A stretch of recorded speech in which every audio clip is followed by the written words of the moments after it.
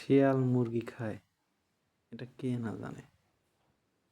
এটা জানার পর কোনো ব্যক্তি কি শিয়ালকে মুরগি পাহারার দায়িত্ব দেয়? দেয় না। স্বাভাবিক কোশ্চেন, তাই না?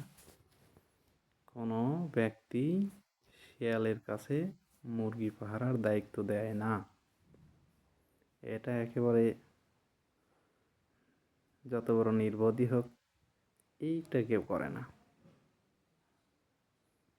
কেন করে না? সবাই জানে যে শিয়ালের কাছে মুরগি দিলে সেটার ফেরত পাওয়ার কোনো সম্ভাবনা নাই, সে খাবেই। তো নির্বাচনে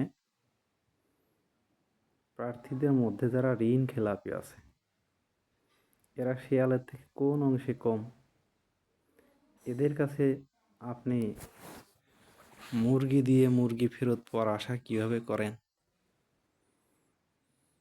ন্যূনতম বোধ থাকলে এটা বুঝবেন অবশ্যই যে শিয়ালের কাছে মুরগি দিয়ে যেমন সেটার রক্ষণাবেক্ষণ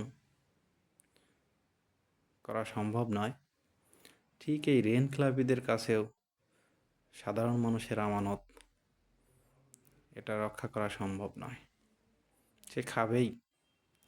এবং আমি তো মনে করি যে শিয়ালের ওইটা হক মুরগি খাওয়া।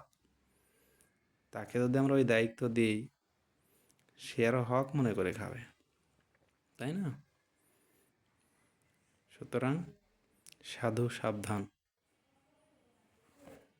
সালামু আলাইকুম।